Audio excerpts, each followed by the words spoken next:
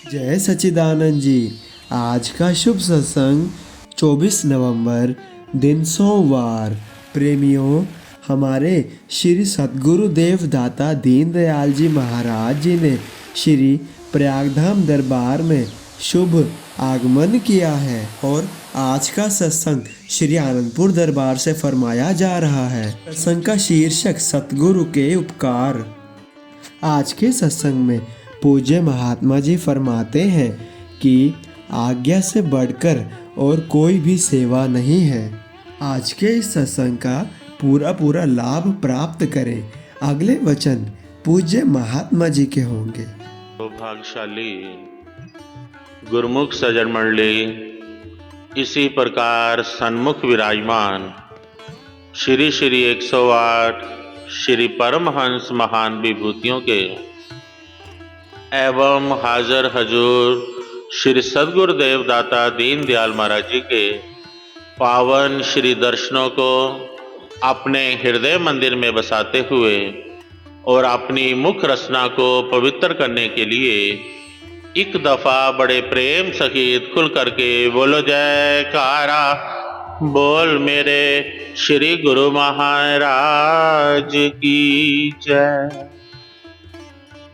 गुरुमुखो, हमारे श्री सद्गुरु देव दाता दीन दयाल महाराज जी ने हम सब गुरुमुखों के ऊपर विशेष कृपा करते हुए जो हम सबको अपने पावन दर्शनों से और शुभ आशीर्वादों से निहाल करते हुए हमें सच्चा सुख, सच्ची शांति और जो सच्चा आनंद प्रदान किया है, इसके लिए मैं अपनी ओर से और आप सब गुरुमुखों की ओर से श्री चरण कमलों में कोटिन कोट बार वंदन करता हूँ। बोलो जयकारा। बोल मेरे श्री गुरु महाराज की जय।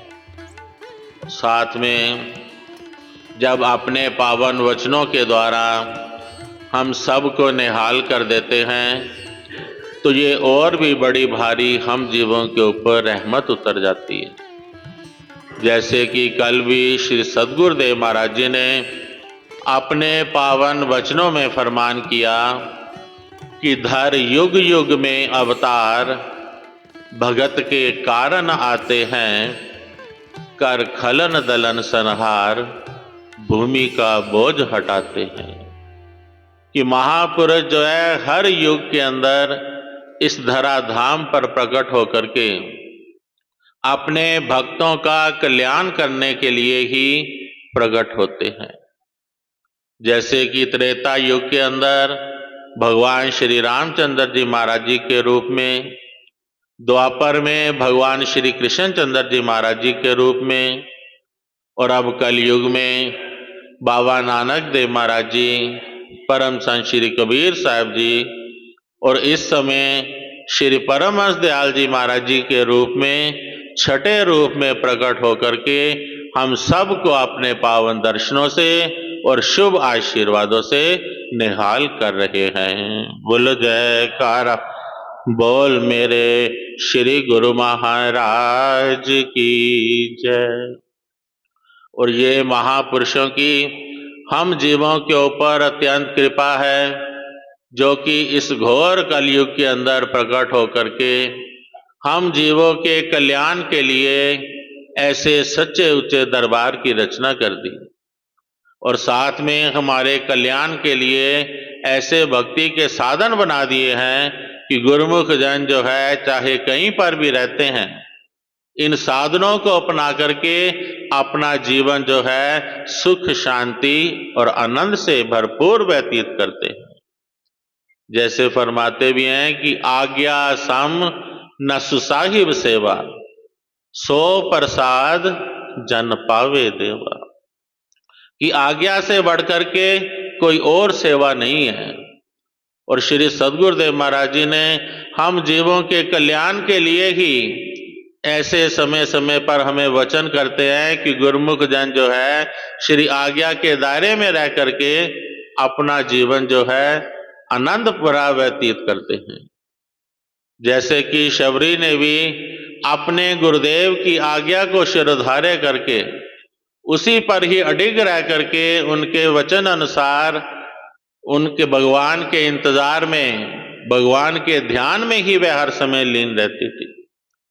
तो वचनों के अनुसार ही उसे भगवान ने अपने साक्षात पावन दर्शन दे करके निहाल कर दिया, जैसे कि इस समय श्री सद्गुरुदेव महाराज जी हम सबको अपने पावन दर्शनों से निहाल कर रहे हैं। बोलो जयकारा बोल मेरे श्री गुरु महाराज की। और महापुरुषों ने भी जो हमारे कल्याण के लिए जो आज्ञा फरमाई है कि गुरुमुख जन जो है दोनों समय श्री आरती पूजा के समय श्री आरती पूजा का लाभ अवश्य प्राप्त करें। जैसा कि कल श्री सद्गुरुदेव महाराज जी फरमाया कि गुरुमुख जन जो है प्रोग्राम में पूरा शामिल होया करें, बीच में उठा ना करें। तो गुरुमुखों का भी यही फर्ज है कि गुरुमुख जन जो है पूरे प्रोग्राम में अवश्य शामिल होया करें। इसलिए हमारा फर्ज है कि हम दोनों समय श्री आरती पूजा के समय अवश्य शामिल हों। साथ में सेवा के समय सेवा का लाभ उठाएं, सत्संग के समय सत्संग का लाभ उठाएं और भजन के समय भजन का लाभ उठाएं। जैसे कि 2 घंटे भजन अभ्यास करना हर एक गुरुमुख के लिए जरूरी फरमाया है। साथ में हमें ये कंसेशन भी दे दी कि कोई इसे 2 बार में करे या 4 बार में करे, लेकिन इस नियम का अवश्य पालन करे।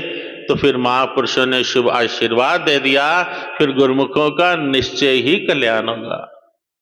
और साथ में महापुरुषों को जहां जहां भी गुरुमुख प्रेमियों की पुकार होती है वहीं वहीं पर ही जाना भी पड़ता है।